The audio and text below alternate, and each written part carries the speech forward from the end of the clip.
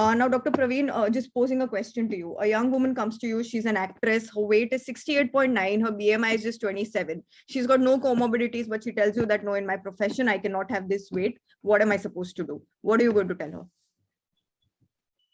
I mean, I really don't have any. I mean, what is she coming asking for a bariatric or what? She's telling you she wants to lose weight. She wants to lose weight.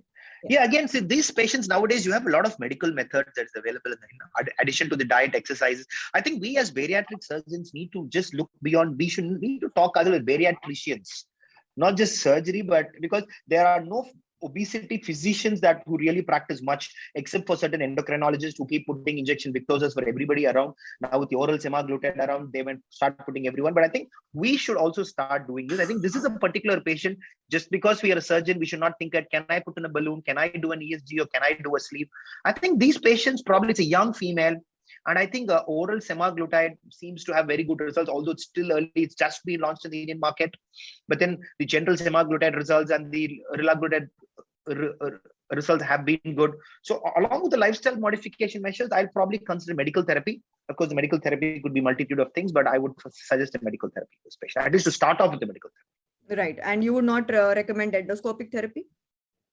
Not at this point, for sure. If the semaglutide could give you results, and then why not? I mean, why actually get into something else? And in fact, since you mentioned an actress, I mean, I'm just generalizing. They're generally prone to be more anorexia or bulimia kind. In fact, they would not be really binging so much because they want to preserve their physique so much. They wouldn't be eating so much. Then trying to put in a balloon. I'm just imagining that I'm saying that to put in a balloon is just not going to work because they're hardly even eating. You need to do something more, not just put in a balloon and cause more restriction. Exactly. I think you summed it up very nicely when you said that we should be bariatricians and not just bariatric surgeons, because we have to exert a lot of prudence in whatever therapy we offer to every patient. Just because they've come to a surgeon does not mean that you have to do something per se. The next scenario, a 59-year-old male who has got uncontrolled type 2 diabetes mellitus since 15 years and has been going to multiple endocrinologists and is eventually now on more than 80 units of insulin per day and is on 3 oral OHAs. His A1C, despite all of this, is still 11.2 and his BMI is very low. It's just 24. But he has gone online again and he has read a lot in detail about it, about how bariatric surgery is actually metabolic surgery. So, Dr. Pale, what would you do if this patient came to you? So, I think now we are dealing with a situation where you have a normal BMI patient who is an uncontrolled type 2 diabetic. Now, the patient is suffering from diabetes for more than 15 years, which is telling us something that his pancreatic islet cell reserve is not going to be too great. As we all know from literature evidence that a younger diabetic as against an older diabetic, being the age of the diabetes in the body of the patient, will do better with metabolic procedures or not do better with metabolic procedure, whether you'll have the same response to remission or better control of diabetes after a particular metabolic procedure offered to a patient is what we need to see here. And again, it is still questionable performing any of these procedures in a normal BMI patient. Obviously, we are talking about a procedure like an ileal interposition, which has become very famous and popular across some parts of the globe, where people are opting for it to get control of their type 2 DM. So it's still a gray zone as far as we are concerned on whether in our population we should go that radical and offer an ileal interposition in this particular patient or not. If everything else has failed, then probably you are staring down the barrel and looking at a metabolic procedure in the form of an ileal interposition, or even in our kind of a practice where we could probably try something less severe in the form of a sleeveless procedure and give the hindgut effect and see if that can help control the T2DM. Right. Dr. Bharucha, do you have any personal experience with this particular type of surgery? Yes. So may I know your experience?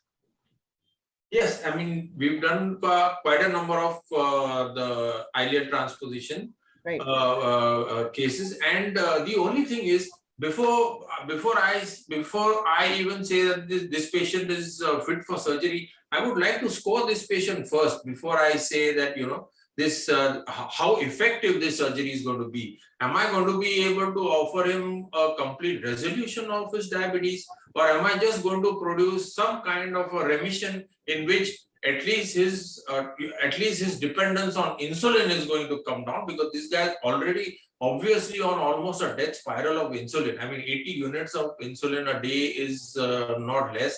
His diabetes is there for more than 15 years. Yeah. And his BMI is only 24 kg. So obviously no bariatric procedure is going to be, we cannot offer him a bariatric procedure. We have to offer him, because he's highly diabetic, we have to offer him a completely metabolic procedure, which does not have any malabsorptive element, because diabetics do not tolerate malabsorption very well and can go into micronutrient deficiencies and malnutrition also. So when what I'm seeing pictures here are of a diverted ileal transposition, where a loop of the ileum has been brought and anastomosed to the, I'm just seeing the proximal anastomosis here to the duodenum. So you can see one here and one. Yeah, so this is so I would definitely recommend some kind of metabolic procedure to be done if he fits into, if his C peptide is fasting and postprandial C peptide, if his insulin fasting and insulin response after giving him 75 grams of glucose, his HOMA-IR, etc. If we can offer him something where he will go into at least a good remission and require less number of drugs, or he can go into a complete, go into a complete remission or resolution of the diabetes, then this is probably the strongest metabolic surgery that I could offer to this patient. So if this patient is willing for the surgery and I can reduce his T2DM considerably, at least by about 90-95%, then yes, I'll offer him a diverted ileal transposition, because there is no loss of bowel. There is just about 30 to 50 centimeters of bowel loss in this procedure. Right. Okay.